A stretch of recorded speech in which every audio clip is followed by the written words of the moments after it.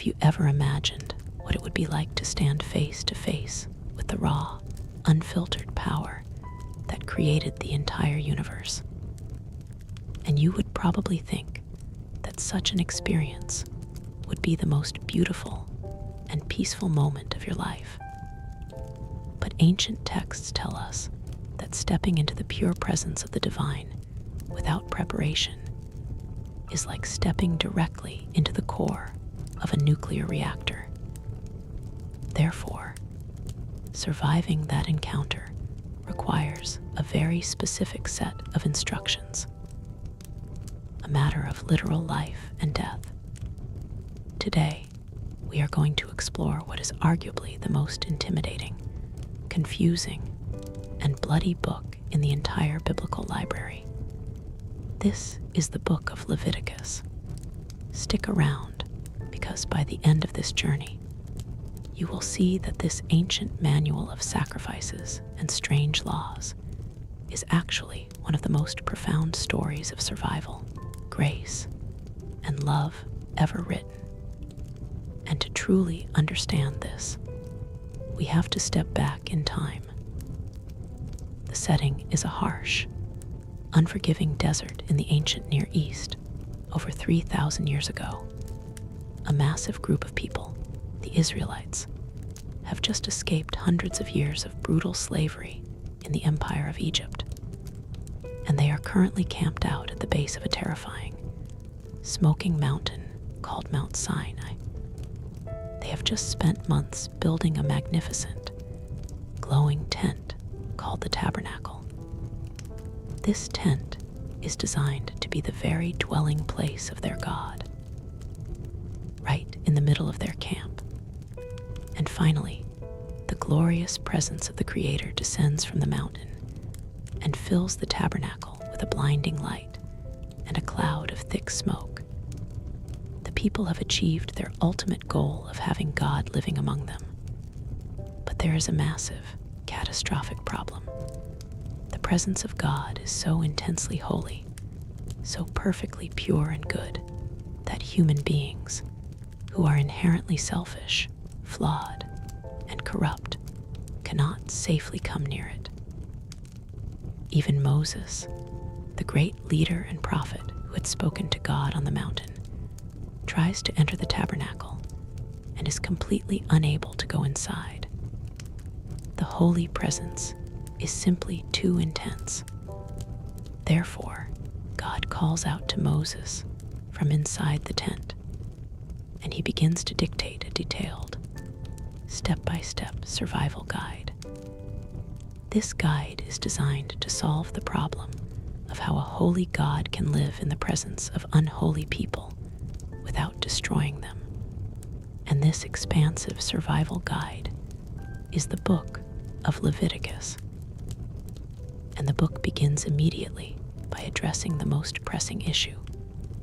How can an impure person approach a pure God? The answer comes in the form of sacrifices. God outlines 5 very specific rituals, 5 types of offerings that the people can bring to the tabernacle. First, there is the burnt offering, where an entire animal is offered on the altar as a sign of complete surrender and dedication to God. And then there is the grain offering, a way for the people to say thank you to God for providing their daily food. Next is the peace offering, which is essentially a sacred barbecue, a shared meal where the worshiper, the priest, and God all symbolically eat together to celebrate their relationship. But even with these beautiful expressions of worship, the people are still constantly messing up. They are still sinning, breaking the rules, and hurting each other. Therefore, God introduces 2 mandatory sacrifices to deal with this moral failure. The sin offering is required when a person makes a mistake or accidentally breaks one of God's commands, using the blood of the animal to symbolically wash away the stain of that sin from the tabernacle. And the guilt offering is required when a person's actions have caused actual damage to someone else, requiring not only a sacrifice, but also full repayment and restitution to the person who was harmed. And these 5 offerings provide a clear, accessible way for any Israelite, whether rich or poor, to seek forgiveness and restore their relationship with the divine. But managing all of this blood, fire, and meat requires a dedicated team of experts. Therefore, the story moves into its next major section, the ordination of the priests. Aaron, the brother of Moses, and his sons are chosen to be the spiritual mediators for the entire nation. And they go through a beautiful, elaborate 7-day ceremony. They are washed with water, dressed in magnificent garments, and anointed with sacred oil. Moses even takes the blood of a sacrifice and places it on their right ear, their right thumb, and their right big toe. This signifies that they must listen to God's word, do God's work, and walk in God's ways. And finally, the 8th day arrives. Aaron steps up to the altar, offers the very first official sacrifices for the nation, and the glory of God appears to all the people. Fire shoots out from the holy presence and consumes the offering on the altar. The system is working perfectly. The people shout for joy and fall on their faces in worship. But tragedy strikes almost immediately. 2 of Aaron's sons, Nadab and Abihu, decide to ignore the strict rules God just gave them. They get drunk on power, or perhaps literally drunk, and they grab their own incense burners. They march directly into the presence of God, offering what the text calls unauthorized or strange fire. They completely disrespect the intense holiness of the space. Therefore, the exact same divine fire that just consumed the sacrifice flashes out and instantly consumes Nadab and Abihu. They drop dead right there in the courtyard. It is a horrifying, shocking moment, and it serves as a brutal reminder that God's holiness is not a game. It is a beautiful, life-giving force, but if disrespected, it is absolutely lethal. And this terrifying event forces the Israelites to take the concept of holiness incredibly seriously. It is not just about the priests. It is about every single person in the camp. Therefore, the next major section of Leviticus dives into a massive list of rules regarding purity and impurity.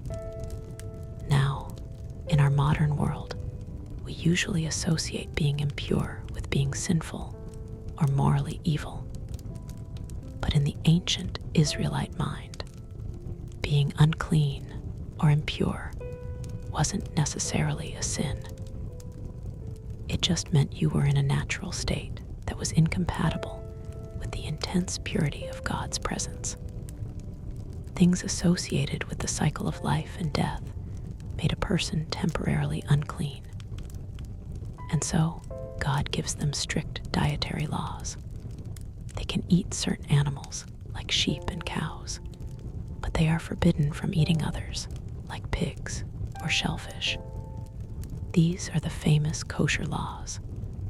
And God also gives them rules about skin diseases, bodily fluids, and touching dead bodies.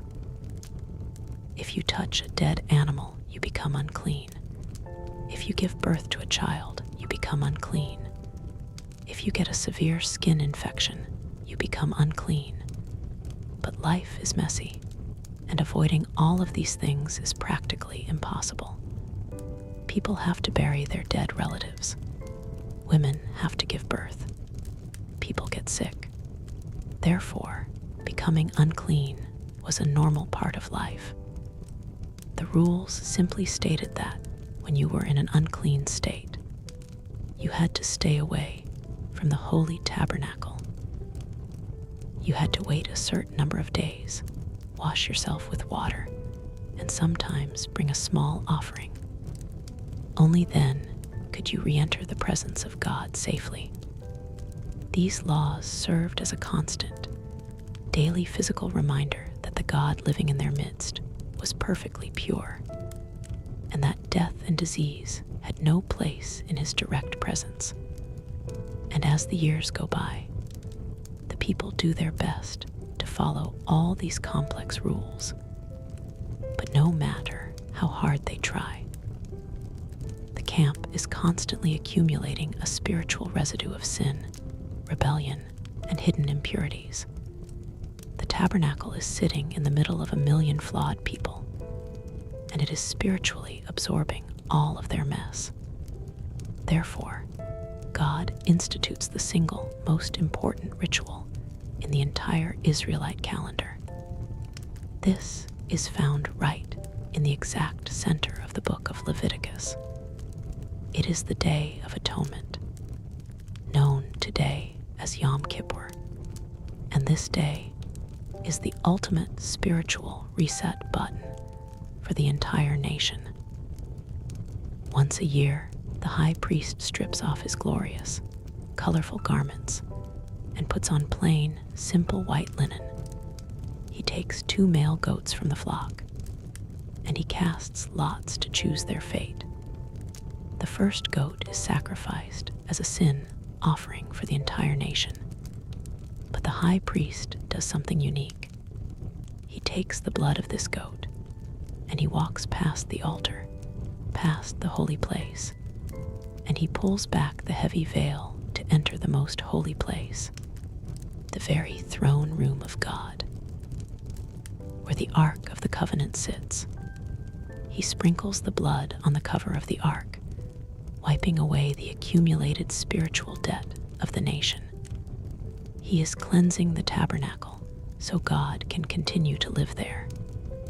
But there is still the problem of the people's actual guilt, the psychological and spiritual burden they are carrying. Therefore, the high priest walks back outside to the second goat. This is the famous scapegoat. The high priest places both of his hands on the head of the living goat, and he confesses out loud every single sin, every rebellion, and every failure of the Israelites over the past year. He symbolically transfers all of their darkness onto the animal. And then, this goat is not killed. Instead, it is led away by a designated man, far, far out into the deep wilderness. It is sent away into the wasteland, carrying the sins of the people away from the camp forever.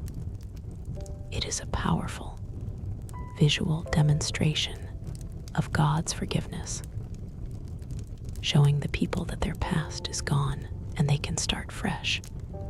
And with the tabernacle cleansed and the people forgiven, the second half of Leviticus shifts its focus. It moves from the rituals of the priests to the daily lives of the people. This section is often called the Holiness Code, and its driving theme is a powerful command from God. You shall be holy, for I, the Lord your God, am holy.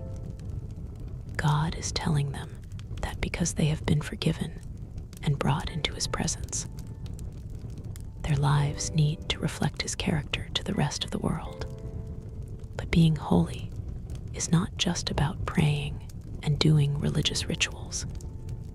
It is deeply connected to how they treat their neighbors. Therefore, the Holiness Code outlines a brilliant system of social justice and community care. God commands the farmers that when they harvest their fields, they must not harvest all the way to the edges, and they must not go back to pick up what they dropped. They must leave the edges and the leftovers for the poor, the widow and the immigrant to gather. God commands them not to steal, not to lie, and not to hold grudges. He commands them not to curse the deaf or put a stumbling block in front of the blind.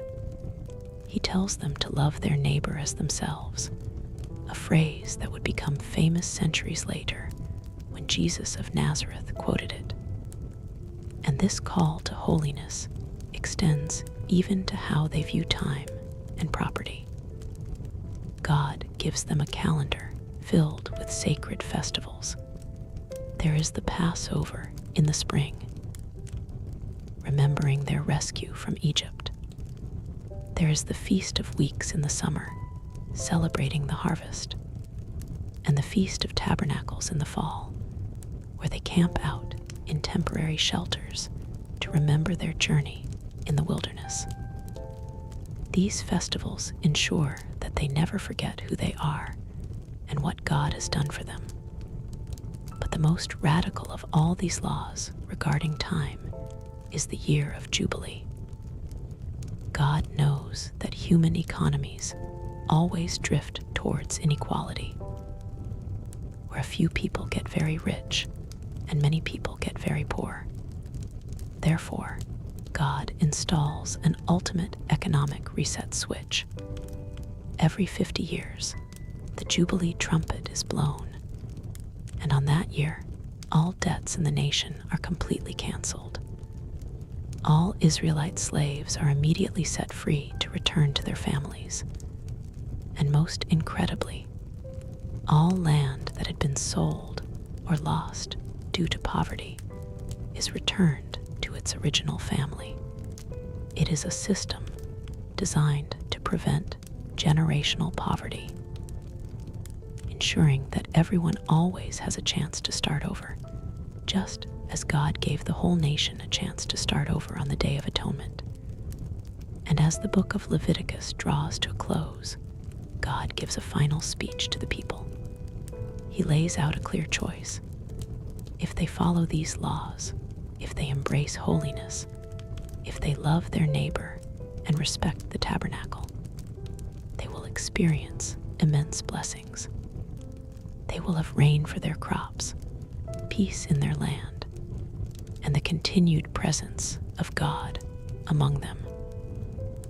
But if they reject these laws, if they exploit the poor and disrespect the sacred space, they will face disastrous curses. They will experience famine, disease, war, and ultimately, they will be exiled and vomited out of the very land God is giving them. And this leaves us with the true meaning of this ancient, complex text. Leviticus is rarely read today because it feels so alien, so full of blood and strange agricultural rules. But beneath the surface, it is a masterpiece of theology. It shows us a God who refuses to stay far away in the heavens. He wants to live right in the middle of his people, but he refuses to compromise his perfect goodness. Therefore, he goes to extreme lengths, providing a complex, beautiful, and costly system to make it possible for broken, flawed humans to survive and thrive in the presence of pure holiness. And that is the true story of the book of Leviticus. It is not a book of death, but a book of life. It is the ancient world's ultimate guide to grace, showing that even when we are entirely unworthy to stand before the divine, a way has been made for us to come home. And therefore, the people of Israel are ready to pack up their camp, follow the cloud of God's glory, and begin their march toward the promised land.